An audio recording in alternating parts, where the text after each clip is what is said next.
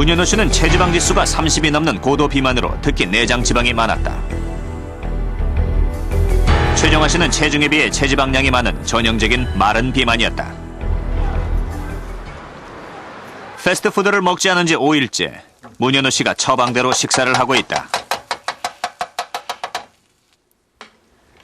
패스트푸드와 같은 고지방식을 피하고 비빔밥 같은 한식 위주의 식단을 꾸리고 있다. 하지만 아직은 패스트푸드의 유혹을 떨쳐버리기가 쉽지 않다. 아직도 여기 뭐 패스트푸드 스티커가 많이 붙어있는데 왜 안 띄시고 계속 붙이거든요? 이게 이제 그리우니까 그림이라도 보면서 그냥 감상이나 하려고. 안 볼 순 없잖아요. 그래서 자린고비 있죠? 자린고비도 이렇게 생선 이렇게 올려놓고 먹듯이 가끔씩 쳐다봅니다, 그냥.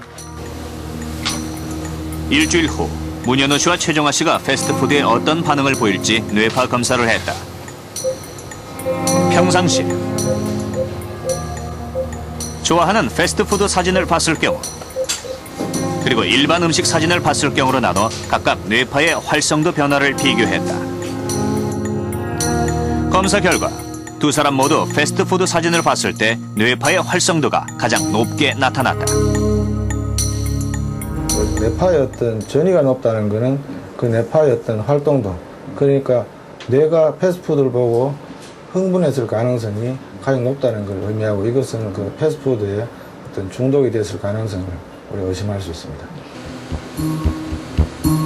좀 더 정밀한 검사를 위해 PET 검사를 실시했다. PET 검사는 에너지 대사를 관찰해 뇌의 각 부위별 활동성을 측정하는 것이다. 흔히 중독 증상이 있을 경우 뇌의 특정 부위가 반응한다. 쾌락을 담당하는 측정기억핵과 강박적인 반복 행동을 관여하는 기저핵, 그리고 기억 중추인 전두엽이 중독에 관여하는 부위이다. 최정화 씨의 경우 일반 음식을 봤을 때보다 패스트푸드를 봤을 때 전두엽과 기저핵에서 뇌 대사량이 약 300 정도 증가했다. 문현호 씨도 측정기억핵과 기저핵에서 약 500 정도의 표준 뇌 대사량이 증가되는 결과가 나왔다. 두 사람 모두 15% 이상의 변화를 보였다. PET 촬영에서 뇌의 활성도가 증가됐다는 것은 어떤 의미냐면은 뇌가 포도당 대사를 많이 한다는 얘기거든요. 즉 뇌의 특정 부위가 그거를 많이 원한다는 얘기예요. 그럼 그 부위가 평상시보다 더 많은 일을 하게 되고 더 많은 대사를 하게 된다는 걸 얘기를 하는 거죠. 중독 유발 물질이 우리 몸에 들어오면 먼저 쾌락 수용체인 측정기억핵과 감정 중추인 편도체의 활동이 활발해진다. 이때 느낀 쾌감은 전두엽에서 기억되고 강박 행동을 일으키는 기저핵으로 전달되어 다시 그 물질을 갈망하게 되는데, 이것이 중독 증상이다. 패스트푸드를 보고 난 뒤에 어떻게 했든 집중력이 증가되고, 집중력이 증가됐다는 것은 어떤 흥분 상태를 말하는 거죠. 그죠? 흥분 상태가 증가되고, 그 흥분 상태가 증가됐다는 그 자체가 갈망하고 있다는 것을 우리가 객관적으로 설명할 수 있는 그런 자료로 볼 수 있기 때문에, 그 두 케이스지만 둘 다 해서 패스트푸드의 중독의 어떤 가능성을 충분히 시사해 줄 수 있는 그런 결과를 볼 수 있습니다. 앞서 위스콘신 대학의 중독 실험에서 쥐에게 패스트푸드 대용으로 먹인 것은 고지방, 고당분 음식이었습니다. 윤광용 씨도 24일 동안의 패스트푸드를 통해서 많은 지방과 설탕을 먹었는데요. 그동안 먹은 설탕의 양이 각설탕으로 1,080개 정도의 분량이고 지방의 양도 2.2kg입니다. 2.2kg이면은 이런 지방을 2개 정도 먹었다는 건데요. 더 놀라운 것은 실제로 몸에 불어난 지방은 먹은 양의 2배가 넘는 이 지방 덩어리 5개 정도인 4.8kg이라는 것입니다.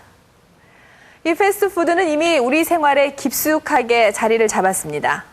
특히 이 번화가와 학교 주변에 패스트푸드점이 가득한 지금 상황에서 아이들에게 전혀 패스트푸드를 먹지 못하게 한다는 것은 사실상 힘들 텐데요. 물론 가끔씩 간식으로 조금 즐기는 정도라면 크게 문제될 것은 없다는 의견도 있습니다. 하지만 패스트푸드를 너무 지나치게 먹는다면 모건 스펄록이나 윤광용 씨가 겪었던 변화가 여러분의 신체에서도 일어날 수 있다는 것을 한 번쯤은 생각해 봐야 할 겁니다. 24일간의 패스트푸드 인체 실험이 끝난 후 윤광용 씨는 다시 집에서 먹던 한식단을 먹기 시작했다. 가능하면 점심도 도시락으로 해결한다. 아무래도 좀 요즘은 먹으면 화장실 바로 가거든요. 화장실 가는 횟수가 줄어서 좋아요. 그리고요. 그리고 다양하게 반찬을 먹을 수 있으니까 네, 그게 좋아요. 이제 다시 패스트푸드 이거 드실 것 같으세요? 글쎄요, 뭐 어쩔 수 없이 먹어야 되는 경우가 있으면 먹을 수도 있겠죠. 뭐. 실험이 끝난 지 열흘. 윤광용 씨는 새로운 활력을 찾고 있다. 이젠 스스로도 몸 상태의 변화를 느낀다. 다시 건강검진을 받았다. 과연 윤광용 씨의 몸은 얼마나 달라졌을까? 검사 결과 대부분의 수치가 거의 정상치로 돌아왔고 특히 간 기능 수치가 정상 범위인 40 이하로 떨어졌다. 우선 체중이 줄었습니다. 체중이 1.1kg가 줄어서 비만도가 좀 많이 떨어졌고요. 물론 아직도 비만인 상태입니다. 그렇지만 비만도가 떨어졌고요. 그다음에 호소했던 증상들이 대부분 사라졌습니다.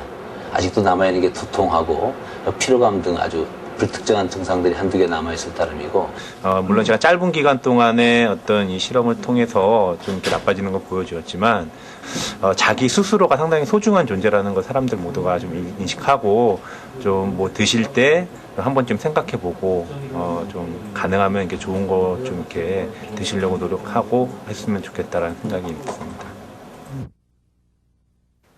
인간의 가장 큰 소망 중 하나는 건강하게 오래 사는 것일 겁니다.